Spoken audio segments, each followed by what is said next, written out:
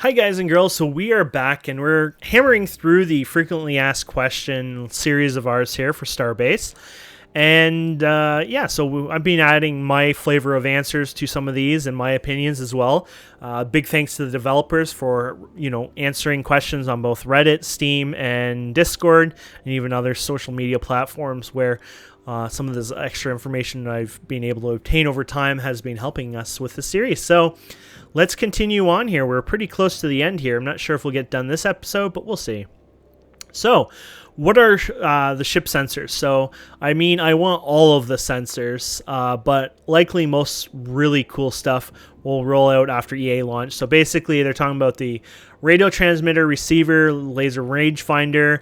The devices themselves will be able to self-report their own operations. So, that could be kind of cool. Like, you could have, I don't know, it could be something even simple, maybe 10 different lights around your base, and you have a panel that basically tells you, like, it lights out if all of a sudden that connection goes missing, maybe, or something like that, right? So you can know there's something wrong with it. I'm not sure if anything reports health status, but we'll have to look at that in the future. The wiki shows a lot of information about some of those variables. How does the rangefinder work? Currently, simple ray tracing forward, reporting the range, whatever it hits. So I think it's precise aiming. Like, it's actually like a laser pointer. So you're not going to be able to just like have a big beam that goes wide out and then something, it's proximity alert kind of thing like that. It'd have to be pretty damn accurate right on that one spot. So what kinds of data do sensors report? So sensor data is likely to be limited to digit. I can't even say that. Information inferred from sensors. So no magical data, but large ships in the trailer, for example, have programmed fire control system that works on their own local coordinate frame, custom made in the YOLO running in the ship. So that's kind of cool. Can we detect and transmit data sent between ships? The transmitters have a channel and a message. You can see the ships. You can see the ships detecting these and display them in the trailer. The detector can adjust their target range and band cone, channel, and spin. And the output of what they find, distance to and message value. Transmissions have a distance fall off, and I think the transmitter can set a target range. So this is kind of interesting, but from what we've learned, or at least seen on the wiki, it had a value of 30,000 default. Now, if it can go to 100,000 or further, I don't know, but it's kind of interesting. Can transmitters and receivers be coded to only work for a frequency? Yes. So this can help you maybe keep things a little hidden. How far can transmitter reach? Can I detect its distance? Transmitters can cover tens of kilometers easily. So it's tens of kilometers, which the example on the wiki showed 30 as a default value. So 30 kilometers. So that's kind of interesting. A transmitter gives off a signal strength, but you need to know where the power of the sender to calculate the distance. But you would need to know the power of the sender to calculate the distance. So we were wondering about this because if you go out into deep space and then you try to find your way back to a station, if you're past the 30 or you're like 300-400 kilometers away from anything, can you still find anything, or are you completely screwed at that point? That's like I kind of want to know how this will work.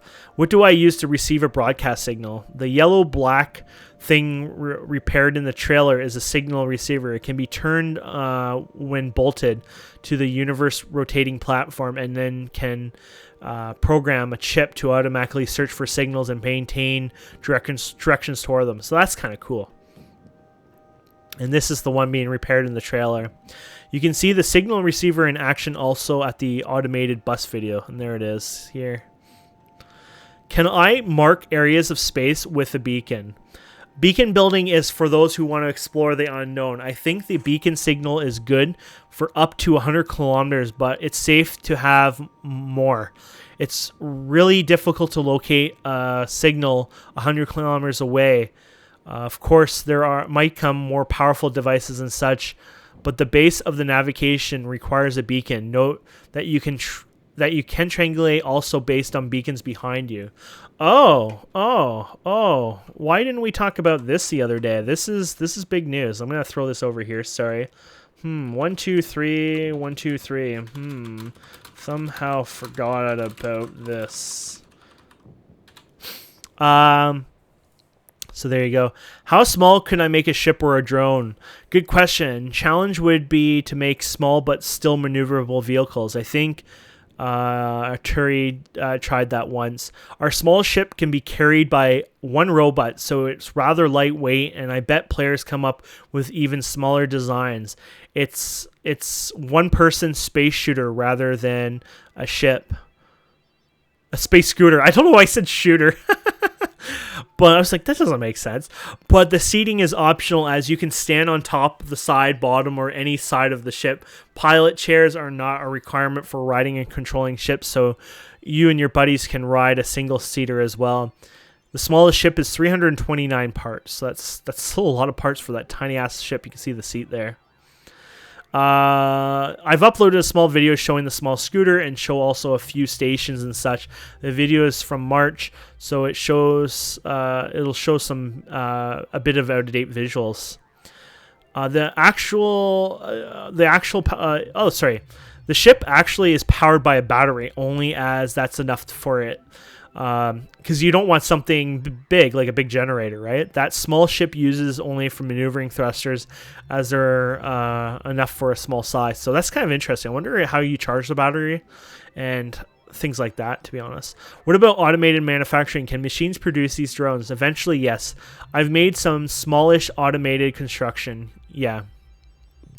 We are working on fully automated factory stuff. The specific operation of any 3D printing is being constructed, but we've also got a working system for building ship hull parts from component parts using robot arms and the tractor beams. Beautiful. How does the robot arm like that work? So there's actually a video that they have of that, and I think we showed that at one point too in one of our videos. Each section between the hinge parts in the robot arm is its own object. We're experimenting with various ways of customization. The arm in the video is an old version that didn't have the capability of 6DOF end effector orientation, for example, but there will be definitely be very in eventual arm sizes and tools that can assemble your own from. Can you build equipment to refine materials on a ship? You need room for those machines, but yes, you should be able to install most, if not all, crafting related things inside your ship. Most likely large ships can carry refinery equipment, but the energy requirement would be a problem. Do you have pipes that transfer items around, assemblers that build stuff? Pipes and assemblers and the generators use fuel and coolant, and the resources are stored in tanks and use an elegant and possible. The mount weapon system even uses the resource system, so you can do fun stuff. That sounds fun. System uses the resource system. Huh. That is interesting. Is resource system smart? Can you accidentally load missiles with coolant? Resources... Oh, this is an interesting one, too.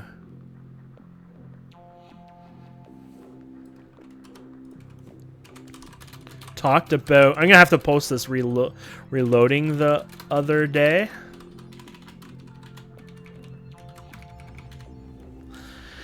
Okay, is the resource system smart? Can I accidentally load missiles with coolant? And I'm going to post this. Sorry, guys.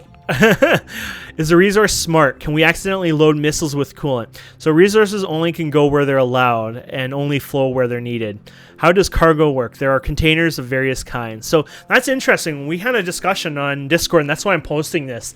I'm actually learning something here, derp. Don't know how I missed this. Where we're talking about using, like, how do you load the cargo or the ammunition? Do we have to, like, do something special, like, using the tractor beam to reload and things like that? But in fact, it sounds like you can just push the resources right into it, and that's how it reloads, I'm assuming. So it's a lot different than what we were talking about. So that's kind of interesting. How does cargo work? There are containers of various kinds.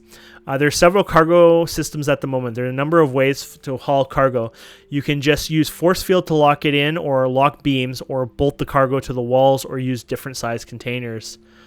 Can I shoot a hole in a cargo container and see/take its contents? Yes, you can do that. Epic. How do I collect stray mined materials from space? It's possible to collect mined materials with a ship. I recently created a device to vacuum small nugget yielded by mining. Same vacuuming effect seen in the trailer. Kind of cool. Will there be conveyor belt rails or trams to transfer people or resources? And like everything on there is yes. Except maybe conveyor belts. We have, wasn't there conveyor belts? Never mind. We have, or is that the rail system, I think? We have what we call rail mover. It's a rail where it is a cart. You can attach anything to the cart, for example, a tractor beam. The cart, so maybe that's what they use. The cart is actually a small disc, but everything else in Starbase you can build lots of things with. Yes, trams can be done with rails, but also with ship tech. Our current public transportation is automated ships. We have rails in the train sense, which may not be EA launch content. Interesting. So basically at launch, might come months later. Sliding pieces and hinges of many kinds. Cool.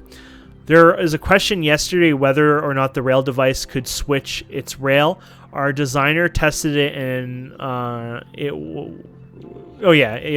as we were. Our designer tested it as we were also indulged, and they actually showed some videos of it, and it did really cool stuff. Can dock ships transfer inventories to and from other dock ships? Short answer to inventory docking: yes, or at least player inventories and ship cargo and interact. Is there a size limit and distinction between stations and ships? The distinction is how you build it. Can you save a design and print designs? The ship blueprint, I don't know why this is kind of coming back, but whatever. The ship blueprint designer, for example, is likely to roll out later, but you can take existing ships and modify it to whatever you like. Station building is done by designing a blueprint and then filling it in with using materials.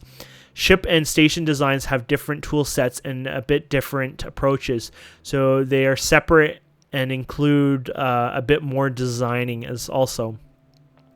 What happens to a ship or starbase with naughty designs? We have plans to how to deal with unsavory ship station designs. We can't stop that, but we also are toying around the idea of bounty hunters being employed, or even an Inquisition agents that hunt down these spaceships and their owners.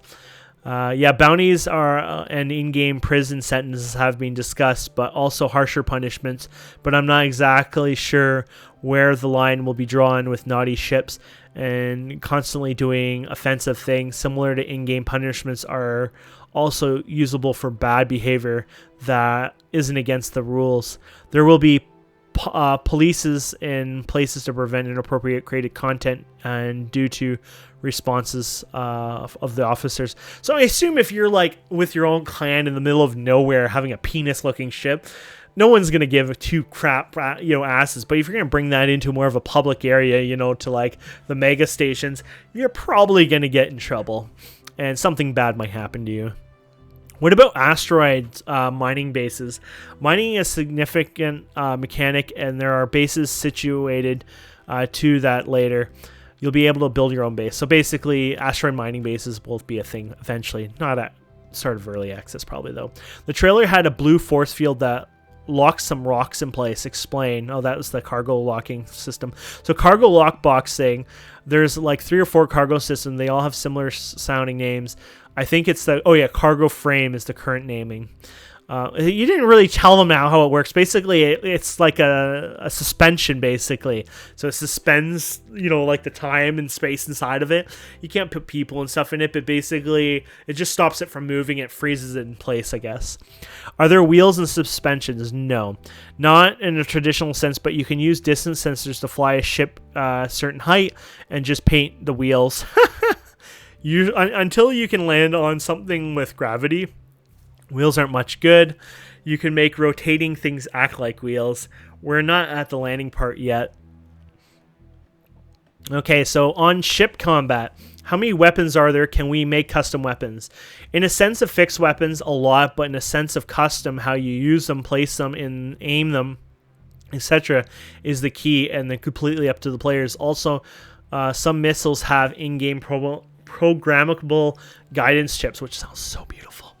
Aturi says, for example, has been done some custom in-game targeting systems which work pretty well in a sense that the targets were non-moving walls, but still. Currently, we have a flak, autocannon, rail cannon, laser cannons, missile weaponry in development, swarm missiles, charge missiles, torpedoes. Ship weapons are designed to be modular. Yeah, I don't know if we will have different versions, faster fire rate, etc. for the EA launch, but every part of the ship weaponry has its own role and could be tweaked for variations. Do weapons have different damage types? Kinetic laser, plasma, yeah. Missiles, torpedoes, and dumbfire rockets are also a thing. If we are talking about ship-scale weaponry, but every ship in space is potential weapon, ramming is darn effective if you ask me. Just don't be the little guy. We have projectiles, explosives, laser, plasma, EMP, railguns, heat, and corrosive at the moment, either implemented or planned. Do different materials have unique building properties? Materials have stats and use different things. For resistance, resisting weapon damage, the most important stats are the armor value and the object given by its material type and object actual mass. So large plates made out of strong armor material can withstand small arms fire for quite some time. There are plans to introduce weight of materials so you can have heavy plating or go light. Oh, that makes sense. So you can have like a light of the heavy plating, like a special military plating, or you can have a heavy dense of the military plating. So that's kind of cool. How to implement complex? How is important complex is the armor plating? How important and / complex is the armor plating? There are cool armor systems actually. Various materials have tons of variables for how they react to damage of all types, and you shouldn't be able to choose your primary material of a lot of things, at least eventually. Certain structures is needed for high speed, and later we'll also introduce dust clouds, nebulas, which will require proper outer plating. Landing also requires specific things from a ship, which they also said maybe pressurizing might be part of it. The trailer ship actually has very nice protective plating versus being fired at. The frame of a ship is very vulnerable to enemy fire, not to mention all the electric cables and propellant pipes and devices. Will shields be a thing? It seems that at some point ship designs and counter designs might need some spicing up, and for that shields will make a good contestant. I really hope it exists, but they have to be to a certain degree. But first we'll need to see what players come up with traditional ship designs. So basically they want to play with what the armor plating is and all that stuff and what it offers, and then maybe eventually offer shields as like maybe a bit of a buff kind of to that. Something that probably you can't shoot a ship day and night non-stop, but maybe player fire would be like next to no damage, but like another ship firing on it, maybe the shields will go down in a few minutes or even less depending on the shield strength, things like that. Will cloaking be a thing? Cloaking, no plans in traditional sense, but I suppose you can park behind an asteroid if that counts. Will space mines be a thing? Proximity mines are already possible with simple YOLO and rangefinders. There's probably other possible sensors to use as well. Can I tackle a ship to disable its movement? We have a tractor beam and cargo lock beams, which can be used for that. To minimize damage and disable, cargo tractor beams. Tractor beam might be some potential. More practical. Cargo beams would be more like latching on. You can also use some cargo lock beams to structure to grab the tighter hold of an enemy ship to keep it more in a solitary place. Just need to be sure the frame is solid, or the enemy trying to accelerate away will rip it apart, which is so cool. Thinking about the structural integrity. What kind of security does a ship have against boarding attacks? It's to be decided, but there will be some discussion of how to secure your doors, etc. At the moment, you can just get into the pilot seat and fly away. We obviously will design fair gameplay for this. So coding and chips. This stuff's probably going to be a little more challenging for me to read out, but I'll do what I can. Can we get more information about in-game programming features, Ruby? So basically anything that moves or does something in the game can be operated with programming language. Each device has its own set of values, which can be accessed and changed either directly or through a programming chip. So this means if you have a door, you can use a programming language to open and close it for some whatever way, or you can use a simple button and directly connect it to the door to open and close it, so you don't have to be screwed. You don't have to think, oh, I got to learn how to program to open and close the door. And even if you had to, which you don't, the code for that is very simple. Chip has a limited number of lines, and the lines could only be so long, and so it's 20 lines and 70 characters, by the way, and tick at a specific rate, which is 200 milliseconds per line, so 0.2 seconds. You can, of course, make multi-chip systems that run either parallel or sequentially, so you can, expand this quite a bit. Terry has made some crazy things using many chips. What's the programming language called? YOLO, isn't that you live another, I don't know. I'm not really good at what that stuff stands for. Is that YOLO or is it something else? Wasn't it like you live another day or you live another? Oh, okay, I get it. So it's YOLO without the L on the end. So I'm trying to find it, but I can't even find it, but it's something silly. I'm not good at any of that, sorry. Is YOLO executed on the client or server, and what about cheating? It's a client side. Bigger danger is people cheating performance out of them, but that sounds like a pretty difficult and less effective hack to me. How do I use a chip? What do different chips do? This picture has several chips in the slot, and those chips are actually of a different kind. So we're still working on the exact difference for the chip types available at EA launch, but more expensive chips will at least have more natively working keyword functions, which that's kind of cool.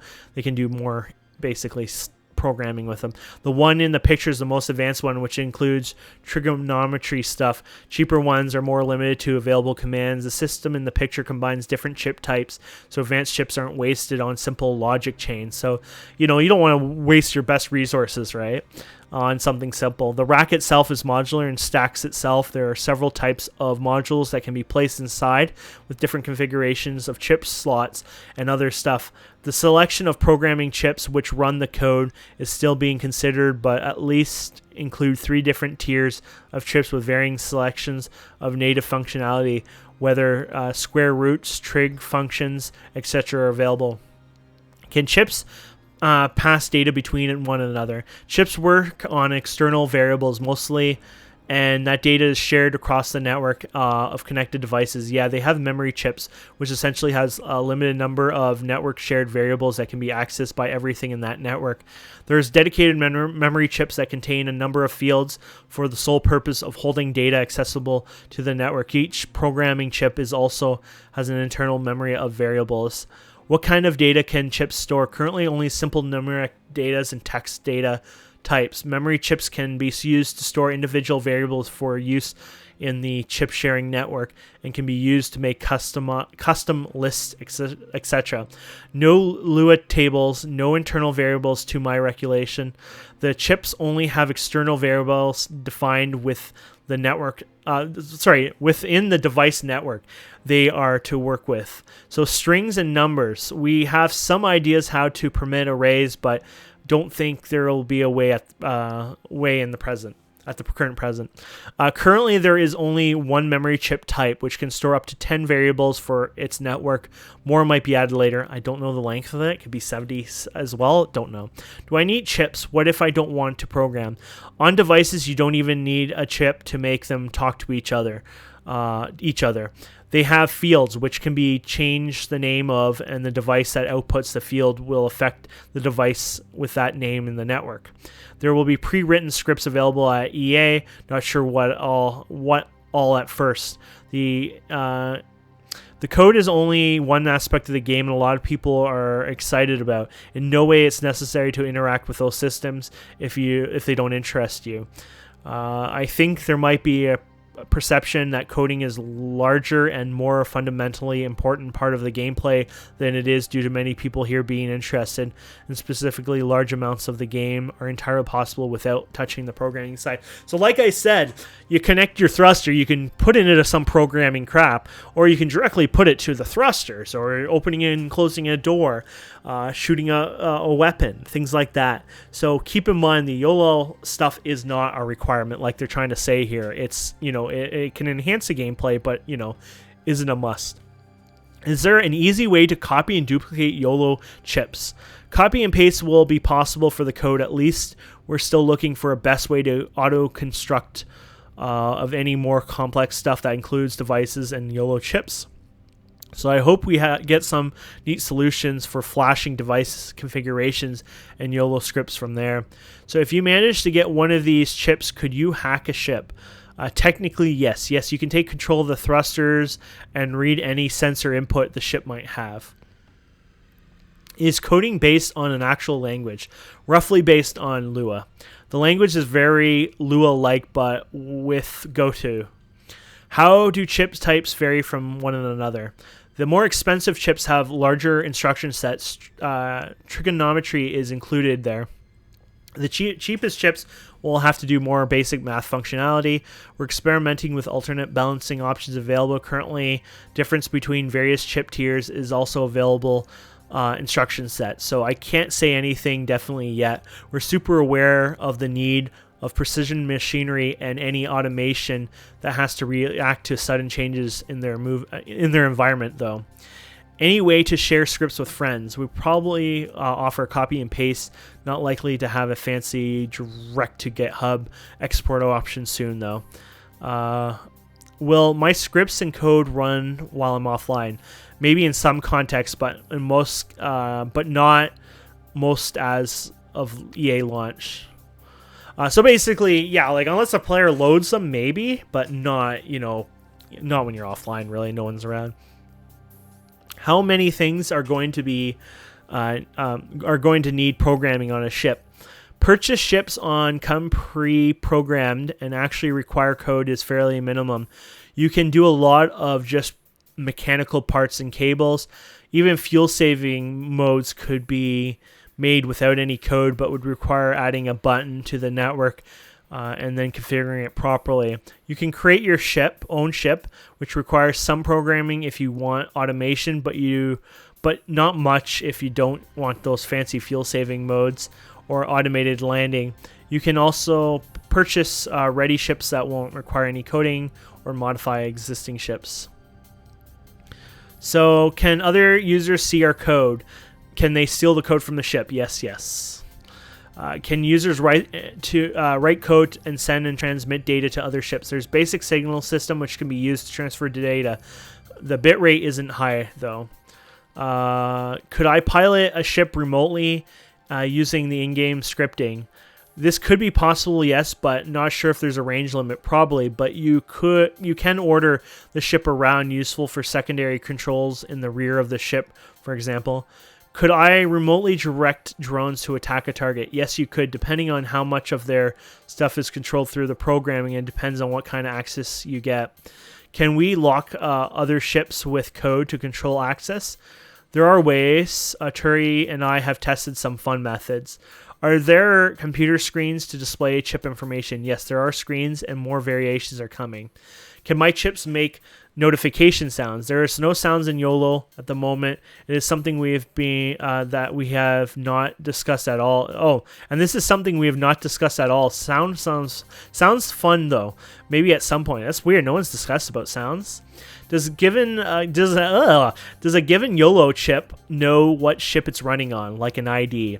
It's about where it's connected. Data will run in the same network as the electricity, so the cabling will create a network where the YOLO runs and will identify devices and variables from the network.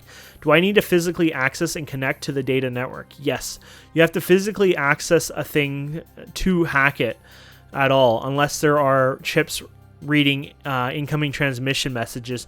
So viruses would be very handy. Adding bugs to the device network would be very viable. So basically, you could probably screw it up if somebody doesn't have a really good network and they're reading information, and you can screw it up.